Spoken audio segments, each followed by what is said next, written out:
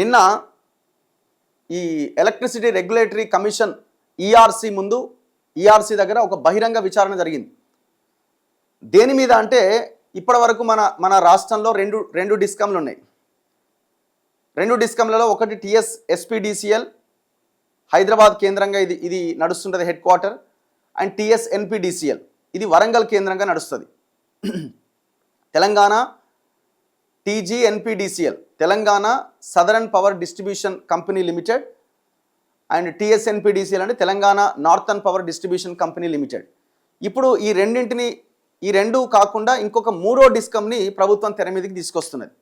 ఆ మూడో డిస్కంకి అనుమతి కోసం, లైసెన్స్ కోసం ఈఆర్సీకి ప్రభుత్వం అప్లై చేసింది. అంటే ఆ డిస్కమ్ అప్లై చేసింది. డిస్కమ్ ఏర్పాటవుతుంది. ఏర్పాటైన తర్వాత ఆ డిస్కమ్ మాకు లైసెన్స్ ఇవ్వండి, మాకు అనుమతి ఇవ్వండి అని ఈఆర్సీకి అప్లై చేసుకున్నది.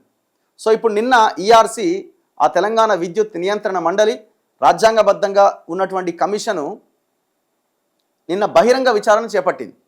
సో బహిరంగ విచారణకి బీఆర్ఎస్ తరపున జగదీష్ రెడ్డి, నిరంజన్ రెడ్డి, టీఆర్ఎస్ నుంచి కవిత అండ్ మన కాంగ్రెస్ నుంచి అద్దంకి దయాకరు, చామల కిరణ్ కుమార్ రెడ్డి, కోదండరెడ్డి వీళ్ళు హాజరయ్యారు.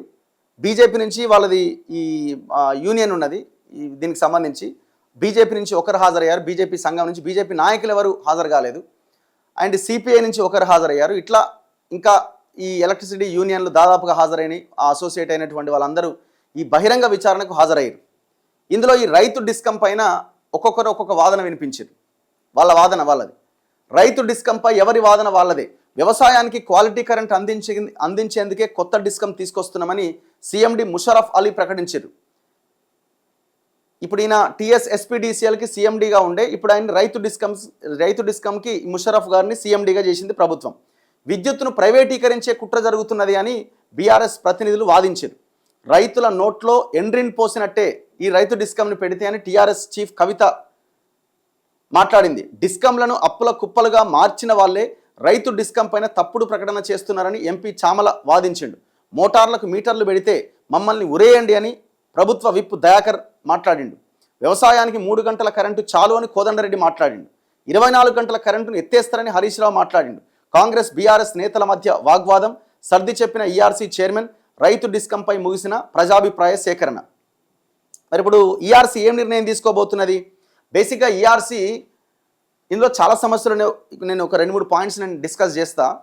ఈఆర్సీ ఈ రైతు డిస్కమ్ మీద ఏ నిర్ణయం తీసుకోబోతుందంటే ఈఆర్సీ ఓన్లీ చట్టానికి లోబడి రైతు డిస్కమ్ని ఏర్పాటు చేస్తున్నారా లేదా అని మాత్రమే చూస్తుంది. ఇంకా అందులో ఉన్న ఉద్యోగుల విభజన, వాళ్ళ సమస్యలు ఇవన్నింటిని బేస్ చేసుకుని ఈఆర్సీ నిర్ణయాన్ని ప్రకటించదు.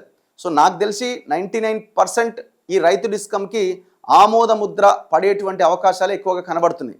ఇప్పుడు రాష్ట్రంలో టీజీ కదా, ఇప్పుడు టీజీఎన్పీడీసీఎల్, టీజీఎస్పీడీసీఎల్ ఈ 3 ఉన్నాయి. ఇది వరంగల్ కేంద్రంగా నడుస్తున్నది NPDCL, northern power distribution company limited. TGSPDCL ఏమో హైదరాబాద్ కేంద్రంగా నడుస్తున్నది. ఈ దేశంలో దాదాపు 51 డిస్కమ్లు ఉంటే 51 డిస్కమ్లలో ఈ 2 డిస్కమ్లు కింద నుంచి టాప్లో ఉన్నాయి. కారణం ఏంటంటే వీటిని మొత్తం అప్పుల కుప్పల కింద మార్చేసినారు. చాలా దారుణంగా ఉన్నాయి. అయితే ఇప్పుడు ఎందుకు ఈ రైతు డిస్కమ్ అనేది తెర మీదకి వచ్చింది? రైతుల యొక్క మోటార్లకి మీటర్లు బిగించే అవకాశం ఉందా? లేదు ట్రాన్స్ఫార్మర్ల దగ్గర మీటర్లు బిగించే అవకాశం ఉన్నదా?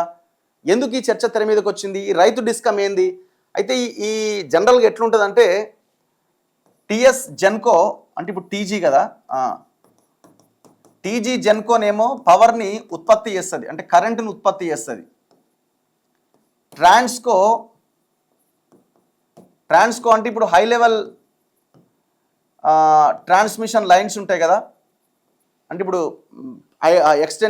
మన హై టెన్షన్ లైన్స్ ఇవన్నీ పెద్దవి, అంటే ఉత్పత్తి చేసిన దగ్గర నుంచి ఊరి చివరి వరకు, అంటే మన ప్రాంతం సబ్స్టేషన్ వరకు లేకపోతే ట్రాన్స్ఫార్మర్ వరకు, ఊరి చివరి వరకు పవర్ని తీసుకొచ్చేదాన్ని మొత్తం వ్యవస్థ అంతా ఈ ట్రాన్స్కో కిందికి వస్తుంది. ఇప్పుడు ఈ డిస్కమ్స్ అంటే ఏంటి? డిస్కమ్స్ అంటే ఈ ఉత్పత్తి చేసిన కరెంటును ట్రాన్స్కో ద్వారా ఊరి చివరి వరకు తేవడం, అక్కడి నుంచి వినియోగదారుడికి అందించేటువంటి ప్రక్రియ మొత్తం ఈ కంపెనీలు చూసుకుంటాయి. వాటిని మనం డిస్కమ్లు అంటున్నాం. అంటే మన ఇంటి దగ్గరికి పవర్ని తీసుకొచ్చే కంపెనీ వాటిని డిస్కమ్స్ అంటున్నాం. ఇప్పుడు మన తెలంగాణలో 2 డిస్కంలు ఉన్నాయి. ఈ 2 డిస్కంలు కాకుండా 3వ డిస్కం పెట్టాలన్నది ప్రభుత్వ ఆలోచన, TGRPDCL. దీనికి వీళ్ళు పేరు పెట్టిన పేరంటే రైతు డిస్కం, తెలంగాణ రైతు పవర్ డిస్ట్రిబ్యూషన్ కంపెనీ లిమిటెడ్ అని పెట్టారు. మరి రైతు డిస్కమ్ ఎందుకు పెట్టారు? ఇప్పుడు ఈ 2 డిస్కంలను కాదని 3వ డిస్కం ఎందుకు తీసుకొచ్చారు అంటే దీని కింద ఒక 5-6 అంశాలు ఉన్నాయి. ఒకటి, వ్యవసాయానికి సంబంధించిన పంపు సెట్లు కావచ్చు, అండ్ ఇప్పుడు ఈ ఎత్తిపోతల పథకాలకు సంబంధించిన మీటర్లు, కరెంటుకి సంబంధించింది, ఇవన్నీ కూడా ప్రభుత్వం భరించాల్సినవి కదా. వ్యవసాయానికి ఫ్రీ కరెంటు, ఎత్తిపోతల పథకాలకు సంబంధించిన పవర్ ఇది గవర్నమెంటే భరించాల్సి ఉంటుంది. అండ్ ఇప్పుడు హైదరాబాద్ బేస్డ్ మున్సిపల్ వాటర్ ఉన్నాయి కదా, వాటర్కి సంబంధించినటువంటివి, అండ్ పట్టణాల్లో టౌన్స్ ఉన్నాయి కదా, టౌన్లో వాటర్కి సంబంధించిన కనెక్షన్లు, ఇవన్నీ కూడా దాదాపు ఒక 5 అంశాలు ఉన్నాయి. ఈ 5 అంశాలు కూడా దీని పరిధిలోకి రాబోతున్నాయి అన్నమాట. అండ్ ఇంకోటి 5వది మిషన్ భగీరథ. ఈ మిషన్ భగీరథ ఇవన్నిటికి సంబంధించిన పవర్ని ఈ మొత్తాన్ని, ఈ డిస్ట్రిబ్యూషన్ మొత్తాన్ని ఈ రైతు డిస్కమ్ కిందకి తీసుకురాబోతున్నారు. అసలు ఎందుకు వచ్చింది చర్చ? దీనికి ప్రధానమైన కారణం ఏంటి అంటే, ఇప్పుడు జనరల్గా ఈ కంపెనీలు ఇప్పుడు ఉన్నటువంటి ఈ TGNPDCL, ఈ TGSPDCL, ఈ 2 కంపెనీలు రేటింగ్లో చాలా దారుణంగా దెబ్బతిని ఉన్నాయి. అయితే ఈ పవర్ థెఫ్ట్ ఎక్కువగా జరుగుతున్నది. ఫర్ ఎగ్జాంపుల్ మనం ఇక్కడ దీనికి ఈ తెర మీదకి రావడానికి కారణం, ఫర్ ఎగ్జాంపుల్ మనం 100 యూనిట్లు ప్రామాణికంగా తీసుకుంటే 100 యూనిట్లలో 60 యూనిట్లు మీటర్ ద్వారా, అంటే మీటర్స్ ద్వారా, అంటే ఇళ్లల్లో కరెంటు ఉంటుంది కదా, ఆ ఇళ్లల్లో ఉన్నటువంటి కరెంటు ద్వారా ఈ 60 యూనిట్ల వాడకం జరుగుతుంది. అంటే మనం 100 యూనిట్లని తీసుకుంటే ఫర్ ఎగ్జాంపుల్ ఒక 60 యూనిట్లు మీటర్ల ద్వారా కరెంటు సప్లై అవుతున్నది. ఇప్పుడు ఈ మీటర్ల ద్వారా కరెంట్ సప్లై అయ్యే దాంట్లో థెఫ్ట్ అనేది పెద్దగా ఏమి ఉండదు. ఎందుకంటే మీకు మీటర్లు ఉంటాయి, ప్రతి నెల వస్తారు, మీటర్ రీడింగ్ రాసుకుంటారు, మీకు బిల్ ఇచ్చేస్తారు. కాబట్టి ఎక్కడా కూడా పెద్దగా థెఫ్ట్ అంటే దొంగతనం జరగడానికి అవకాశాలు తక్కువగా ఉంటాయి. సో పెద్దగా ఇందులో వచ్చేటువంటి నష్టాలు కూడా ఏమి ఉండవు.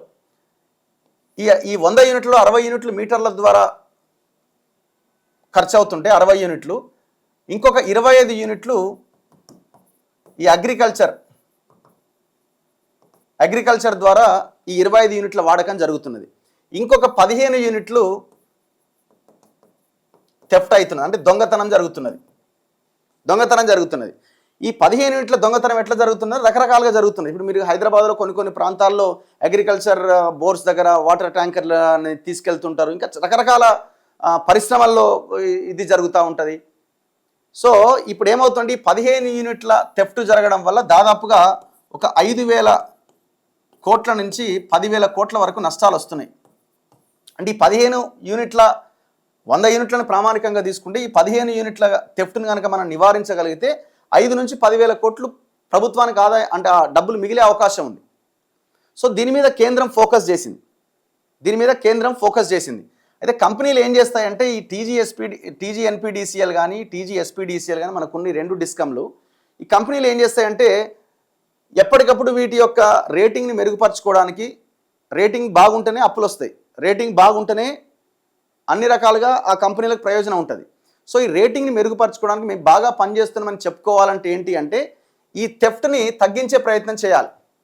వీళ్ళు ఏం చేస్తున్నారు, ఇప్పుడు ఫర్ ఎగ్జాంపుల్ 100 యూనిట్లలో 15 యూనిట్లు థెఫ్ట్ అవుతుందని కనుక మనం భావిస్తే ఈ థెఫ్ట్ను తగ్గించే క్రమంలో ఈ థెఫ్ట్ని ఇప్పుడు 14 యూనిట్లకు నెక్స్ట్ ఇయర్ తగ్గించారు అనుకోండి, ఈ 1 యూనిట్ థెఫ్ట్ని ఎందులో వేస్తున్నారు? రైతుల ఖాతాల్లో వేస్తున్నారు.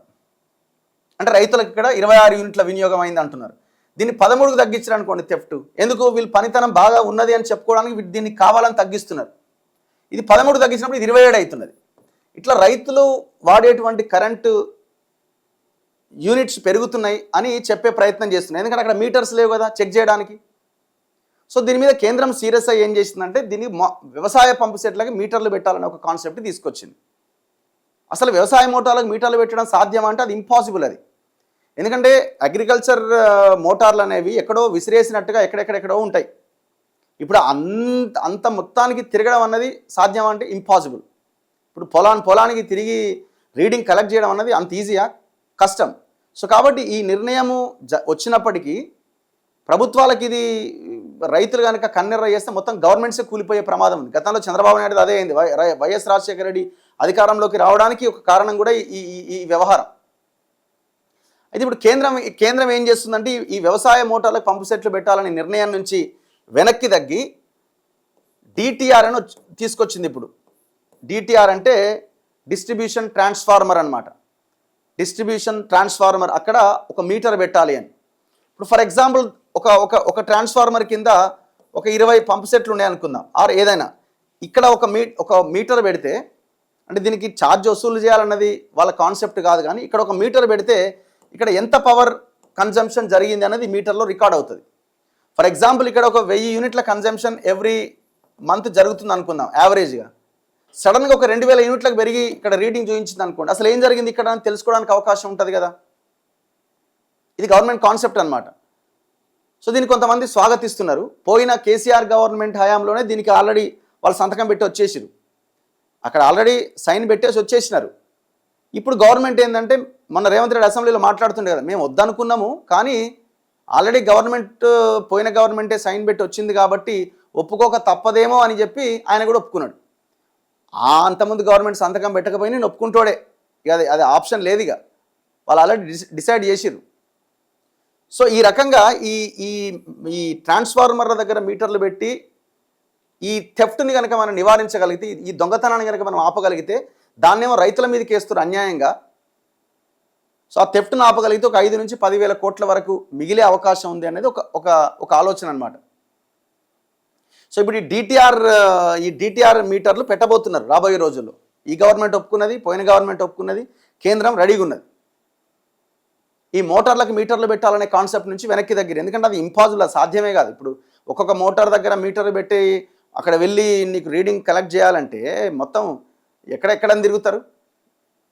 ఒకవేళ దాని ఖర్చు కూడా తడిసి మోపడవుతుంది. ఫర్ ఎగ్జాంపుల్ అక్కడ మీటర్లు ఎవడన్నా ఇప్పుడు ఉన్న బోర్లనే ఎత్తుకపోతుంటారు, ఆ మీటర్లు ఎత్తుకపోవడము, తగలబెట్టడం ఏదైనా చేసిరు అనుకోండి, ఆ ఖర్చు అంతా తడిసి మోపడవుతుంది. సో ఆ కాన్సెప్ట్ నుంచి ప్రభుత్వం వెనక్కి తగ్గి డిటిఆర్స్ పెట్టాలన్న ఆలోచనకు వచ్చింది. నిన్న ఈఆర్సీ దగ్గర కూడా ఈ చర్చ కూడా చాలా పెద్ద ఎత్తున తెర మీదకి వచ్చింది. అయితే ప్రతిపక్షాలు ఏమంటున్నాయంటే, మీరు ఈ ఉచితాలకు సంబంధించిన ఈ కరెంటు వినియోగాన్ని మొత్తాన్ని ఈ రైతు డిస్కమ్ కిందికి తీసుకొస్తే ఈ టీజీఎన్పీడీసీఎల్, టీజీఎస్పీడీసీఎల్ని ప్రైవేటు పరం చేసే కుట్ర దీని వెనకాల ఉన్నది అన్న ఒక లైన్ తెర మీదకి తీసుకొస్తున్నారు. వీటిని ప్రైవేట్ పరం చేసి ఏ అంబానీకో ఏ అదానికో అప్పచెప్పే అవకాశం ఉంది. ఉచితాలకు సంబంధించినది సపరేట్ ఒక డిస్కమ్ పెట్టేసి వీటిని ఎవడో ప్రైవేట్ కంపెనీకి అప్పగిస్తే వాడికి లాభాలు వస్తాయి కదా. ఎందుకంటే ఇప్పుడు ఈ టీజీఎస్పీడీసీఎల్, ఎన్పీడీసీఎల్ ఈ 60 యూనిట్, మనం ఇంతకుముందు చెప్పిన ఇండ్లల్లో మీటర్లకు సంబంధించిన పరిశ్రమలు కానీ ఇండ్లు కానీ ఆ కరెంటు బిల్లుల మీద కనుక ఫోకస్ చేస్తే వీళ్ళు లాభాల్లో ఉండే అవకాశం ఉంది. ఇప్పుడు ఇంకొకటి ఇక్కడ ఈ ప్రభుత్వం నిర్ణయం తీసుకోవడానికి కారణం ఏంటంటే, వీళ్ళు ఈ రైతు డిస్కంతో, ఈ టీజీఆర్పీడీసీఎల్ ఉంది కదా, ఈ రైతు డిస్కంతో వీళ్ళకి ఎప్పుడో ఒక ఇదైతే ఉంటుంది, ఎప్పుడో ఒక యుద్ధం లాంటి వాతావరణం అయితే ఉంటుంది. ఎందుకంటే వీళ్ళు ఇంతకుముందు జరిగిన థెఫ్ట్ని రైతుల ఖాతాల్లో వేసేవాళ్ళు. ఇప్పుడు వీళ్ళు జరిగిన నష్టాన్ని, ఈ దొంగతనాన్ని రైతుల ఖాతాల్లో వేయడానికి అవకాశం లేదు. ఎందుకంటే వీళ్ళు ఇక్కడ మీటర్లు పెట్టబోతున్నారు ట్రాన్స్ఫార్మర్స్ దగ్గర. ఈ మీటర్లు పెట్టడం వల్ల దొంగతనం ఎంత జరిగింది, ఎవరు చేశారనేది క్లియర్గా తెలిసినప్పుడు వీళ్ళు ఇంకా తప్పించుకోవడానికి కూడా అవకాశం లేదు. అదే సమయంలో ఇక్కడ వీళ్ళకి పర్ఫెక్ట్గా మీటర్ల ద్వారా వసూలయ్యేటువంటి డబ్బులు ఎప్పటికప్పుడు వసూలు చేసుకుంటే ఈ కంపెనీలు కూడా లాభాల్లో ఉండే అవకాశం ఉంది. సో స్లోగా వీటిని ప్రైవేట్ పరం చేసే కుట్ర కూడా దీని వెనకాల ఉందన్నది అపోజిషన్ పార్టీస్ చెప్తున్నటువంటి మాట. మరి ఇప్పుడు ఏం చేయబోతున్నారు ఏంటి అన్నది చూడాలి. ఇందులో రకరకాల సమస్యలు ఉన్నాయి. అన్నింటికంటే ముఖ్యంగా ఇందులో ప్రధానంగా ఉన్న సమస్య ఏంటంటే ఉద్యోగులకు సంబంధించిన విభజన. ఇప్పుడు దాదాపుగా మొత్తం ఈ ఎలక్ట్రిసిటీ డిపార్ట్మెంట్లో 50,000 ఉద్యోగాలు ఉన్నాయి, 50,000 ఉద్యోగస్తులు ఉన్నారు. ఈ 50,000 ఉద్యోగాల్లో ఉన్న వాళ్ళు ఈ టీజీఎన్పీడీసీఎల్ నుంచి, టీజీఎస్పీడీసీఎల్ నుంచి టీజీఆర్పీడీసీఎల్కి మాకు 2,000 మంది కావాలని గవర్నమెంట్ చెప్తున్నది. మరి 2,000 మందితో ఎట్లా సాధ్యమవుతుంది? ఇప్పుడు మీరు ఆల్రెడీ ప్రతి గ్రామంలో పొలాలు ఉంటాయి, రైతులకు సంబంధించింది రైతు డిస్కంలోకి తీసుకొస్తున్నారు. ఆల్రెడీ ఒక హెల్పరు, ఒక లైన్మెన్ వీళ్ళందరూ ఉంటారు. ఈ టీజీ ఎన్పిడిసిఎల్ ఎస్పీడీసీఎల్ ఎంప్లాయీస్ అక్కడ ఉంటారు. మళ్ళీ టీజీ ఆర్పిడిసిఎల్ రైతు డిస్కమ్కి సంబంధించి ఇంకొక ఎంప్లాయీని పెట్టాలి. అంటే గ్రామానికి ఇద్దరు అవుతారు. మళ్ళీ అక్కడ రైతులకు సపరేట్ ఉంటారు, ఈ గృహాలు పరిశ్రమలకు సంబంధించి ఈ కంపెనీలకు సంబంధించి మీటర్ రీడింగ్ కోసం సపరేట్ ఉంటారు. మళ్ళీ ఇద్దరు ఎంప్లాయీస్ కావాలి. మరి 2000 మందితోని ఎట్లా సాధ్యమవుతుంది? అండ్ ఉద్యోగస్తులు కూడా స్టార్టింగ్ ఎవరు ఈ టీజీ ఆర్పిడిసిఎల్ రైతు డిస్కంలోకి రమ్మంటే రాకపోవడంతో ఎవరైతే వస్తారో వాళ్ళకి ప్రమోషన్లు ఇస్తామనేసరికి మళ్ళీ ఎగబడ్డారు. దాంట్లోకి ఎగబడ్డప్పుడు అందులో ప్రమోషన్ రాకుండా వెయిట్ చేస్తున్న వాళ్ళు, అరే మేము ఇక్కడే ఉన్నాము, మీరు అందులోకి పోయి ప్రమోషన్ ఎట్లా తీసుకుంటారని అదొక గొడవ నడుస్తున్నది. ఎంత లేదన్నా ఇప్పుడు దాదాపు ఒక 20,000 ఉద్యోగులు కావాలి. ఇప్పుడు ఆల్మోస్ట్ ఈ అగ్రికల్చర్ దీనికి సంబంధించే మొత్తం పవర్ డిస్ట్రిబ్యూషన్ మొత్తంలో 42% వాటా ఉంది ఇప్పుడు. అంటే 42% రైతు డిస్కమ్ కిందికి వస్తుంది, 42%. మరి 50,000 ఉద్యోగులతో మొన్నటిదాకా నడిచినప్పుడు ఇదే 42% అయినప్పుడు ఆల్మోస్ట్ ఇక్కడ కూడా ఒక 20,000 ఉద్యోగులు కావాలి కదా. మరి 2,000 ఉద్యోగస్తులతో ఎట్లా నడుస్తుంది? సో దీన్ని కూడా అపోజిషన్ పార్టీలు సంఘాలు అభ్యంతరం వ్యక్తం చేసినాయి. మళ్ళీ ఇందులో ఈ రైతు డిస్కంలోకి ఎంప్లాయీస్ని తీసుకుంటున్నారు, బాగానే ఉన్నది, కానీ మరి రిజర్వేషన్ ఏమైనా ఫాలో అవుతున్నారా అని ఎస్సీ ఎస్టీ ఉద్యోగులు గొడవ చేస్తున్నారు. ఇట్లా చాలా సమస్యలు ఉన్నాయి, ఈ కోఆర్డినేషన్ ఇష్యూస్ ఇవన్నీ కూడా. కాకపోతే ఇక్కడ ఈఆర్సీ ఇవన్నీ అంశాలు ఏం పెద్దగా పట్టించుకోదు. ఈఆర్సీ ఎంతసేపు చట్టం ప్రకారం దీనికి అనుమతి ఇవ్వాలా వద్దా అన్న దాని మీదనే ఫోకస్ చేస్తుంది. అంతే తప్ప ఈ ఎంప్లాయీస్ ఎంతమంది, ఎంప్లాయీస్కి ఏమి ఇస్తున్నారు, ఏమి ఇవ్వట్లేదు, గింత మొత్తంలో గింత ఖర్చు పెట్టుకోండి అని మాత్రమే ఈఆర్సీ చెప్తుంది తప్ప మీరు ఏం చేస్తున్నారనే లెక్కలు అడగదు. సో దాని పరిధి కాదు. సో కాబట్టి నాకు తెలిసి దీనికి అనుమతి వచ్చే అవకాశాలు ఎక్కువగా ఉండొచ్చు. సో ఇట్లా రకరకాల సమస్యలు ఉన్నాయి. అందులో మళ్ళీ ఇందులో తెలంగాణ ఆంధ్రాకి సంబంధించిన ఇష్యూ ఒకటి నడుస్తున్నది. ఆంధ్ర వాళ్ళకి పెద్ద పెద్ద పోస్టులు వచ్చే అవకాశం ఉంది, వాళ్ళకే వస్తున్నాయి అన్న ఒక చర్చ ఉన్నది. సో మొత్తానికి రైతు డిస్కమ్ అన్నది ఒక ఇప్పుడు ఈఆర్సీ అనుమతిస్తే నెక్స్ట్ ఏంటి అన్న దాని మీద చూడాలి. మరి దీని వెనకాల ఉన్న నిజంగానే ఇదేమైనా కుట్ర కోణం ఉందా, ఇది రైతుల కోసము చేస్తున్నటువంటి వ్యవహారమా? ఇందులో ఇంకొకటి ఏంటంటే ఈ టీజీఎన్పిడిసిఎల్ ఎస్పీడీసీఎల్ కింద అప్పులు కుప్ప పేరుకపోయి ఉన్నది. ఇందులో కొన్ని అప్పులను తీసుకుపోయి ఈ రైతు డిస్కంలో వేయబోతున్నారు. వేయడం వల్ల వీటి రేటింగ్ మెరుగవుతుంది. వీటి రేటింగ్ మెరుగైనప్పుడు వీళ్ళకి అప్పులు వస్తాయి. అప్పులు వచ్చినప్పుడు దీన్ని ప్రైవేట్ వాళ్ళకి ఇచ్చేయచ్చు. ఇట్లా కూడా కుట్ర ఉందన్నది ఇంకొక లైన్. ఇట్లా ఎవరికి వాళ్ళుగా వాదనలు వినిపిస్తున్నారు. చూడాలి మరి. చాలా ఇష్యూస్ అయితే దీని వెనకాల ఉన్నాయి. మరి గవర్నమెంట్ మాత్రం ఇది నిర్ణయం తీసుకునే దిశగా ముందుకెళ్ళింది. జీవో నెంబర్ 44 ద్వారా ఈ డిస్కమ్ని ఏర్పాటు చేశారు. టీజీఎస్పీడీసీఎల్ సీఎండీగా ఉన్న ముషారఫ్ అలీని ఈ టీజీఆర్పీడీసీఎల్కి ఆయన్ని సీఎండీగా పెట్టారు. జీవో 44 ప్రకారంగా మాకు దీనికి లైసెన్స్ ఇవ్వండి అని ఇప్పుడు ఈఆర్సీ ముందుకు ప్రభుత్వం పోయింది. అంటే ఆ డిస్కమ్ పోయింది. దానికి కనుక ఒకవేళ అనుమతి వస్తే 3వ డిస్కమ్ ఏర్పాటు అవుతుంది. అసలు ఈ ఎలక్ట్రిసిటీ డిపార్ట్మెంట్ గురించి మనం మాట్లాడుకుంటే ఎంత ఘోరంగా ఉంటుందంటే ఇందులో కొంతమంది అధికారుల పరిస్థితి. ఒకరు చెప్తున్నారు, ఎవరో రీసెంట్గా మొన్ననో అంతకుముందు గవర్నమెంట్ ఉన్నప్పుడు ఒక మంత్రికి 40 లక్షల కారు కొనిచ్చారట. 40 లక్షల కారు. ఆ సీఎండీ కట 80 లక్షల బంగారు డైమండ్ ఉంగరాన్ని తొడిగిరట కొంతమంది అధికారులంతా కలిసి. మరి ఎంత ఉంటుంది వీళ్ళ ఆస్తులు అంటే దాదాపుగా ఒక 100 నుంచి 200 మందికి 500 కోట్ల పైన ఆస్తులు ఉంటాయట. అంటే లిక్విడ్ క్యాష్ కాదు, భూముల రూపంలో దీంట్లో. ఇంతకుముందు నగదు రూపంలో లంచం తీసుకునే వాళ్ళు ఇప్పుడు అట్లా కాదు. ఇప్పుడు ఏదైనా పెద్ద అపార్ట్మెంట్కి ఎలక్ట్రిసిటీ పర్మిషన్ రావాలనుకోండి, దాంట్లో నాకు 2 ఫ్లాట్లు ఇచ్చేయి, ఒక 2 ఫ్లాట్లు ఇస్తే నేను నీకు కనెక్షన్ ఇచ్చేస్తా. అట్లా ఒక్కొక్క అధికారి దగ్గర ఒక 100 మందికి పైన 500 కోట్లకు పైన ఆస్తులు సంపాదించిన వాళ్ళు ఉన్నారంటే మీరు నమ్ముతారా? ఇమాజిన్. ఒక పెద్ద మాఫియా. సింపుల్గా చెప్పాలి. పాపం కింద ఉన్న ఎంప్లాయీస్ ఏమో చాలని జీతంతో సరైన టైంకి జీతం రాక నరకం అనుభవిస్తుంటారు. గొడ్డు చాకరీ చేసేదంతా వాళ్ళు. ఈ పైన ఉన్న ఈ టీం అంతా ఒక మాఫియా లాగా తయారైపోయింది. అసలు మీరు ఏసీబీ రైడ్స్ జరుగుతున్నాయని కూడా వాళ్ళకి ఇమీడియట్గా తెలిసిపోతుంది. ఎవరైనా కంప్లైంట్ ఇవ్వగానే ఇన్ఫర్మేషన్ వెళ్ళిపోద్ది వాళ్ళకి. పొరపాటున వాళ్ళు దొరికినా ఏదో రకంగా సంవత్సరం లోపే వాళ్ళు మళ్ళీ కేసుల నుంచి తప్పించుకుంటారు. ఐఏఎస్లు కూడా వాళ్ళ గుప్పిట్లోనే ఉంటారు. అంత పెద్ద వ్యవస్థ ఈ ఎలక్ట్రిసిటీ డిపార్ట్మెంట్. దీన్ని కనుక స్ట్రీమ్లైన్ చేసి ఇట్లాంటి వాటి నుంచి కనుక బయటపడేసే ప్రయత్నం చేస్తే అద్భుతాలు జరుగుతాయి. దాదాపు ఒక 10,000 కోట్ల పైన మిగులుతాయి. చేస్తారా మరి? అయితే ఇందులో నిన్న ఆయన కోదండరెడ్డి గారట, మరి పెద్ద మనిషికి ఏజ్ పైబడడం ఏందో కారణం ఏం తెలియదు కానీ 3 గంటలు కరెంట్ చాలన్నాయట ఆ మీటింగ్లో మాట్లాడుతూ కథం బీఆర్ఎస్ వాళ్ళు ఊరుకుంటారా? ఎట్లా 3 గంటలు చాలంటే బయట ఆల్రెడీ గొడవ స్టార్ట్ చేశారు. ఆయన లోపలే ఉండి మాట్లాడి హరీష్ రావు బయట స్టార్ట్ ఇగో చూసిరా 3 గంటల కరెంట్ చాలంటారు, 24 గంటల కరెంట్ నెత్తేసారు, కేసీఆరే ఇచ్చిండని వాళ్ళు గొడవ స్టార్ట్ చేశారు.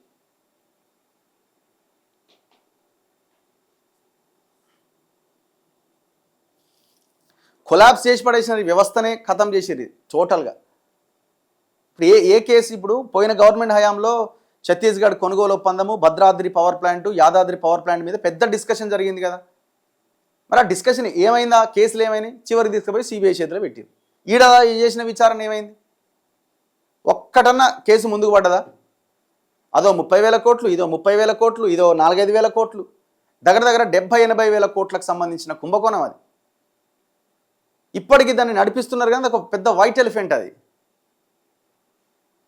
బయట 4-5 రూపాయలకు యూనిట్ దొరికితే దాని ద్వారా కరెంటు ఖర్చు చేయాలి, కరెంటు ఉత్పత్తి జరగాలంటే 8 రూపాయలు 9 రూపాయలు కావాలి.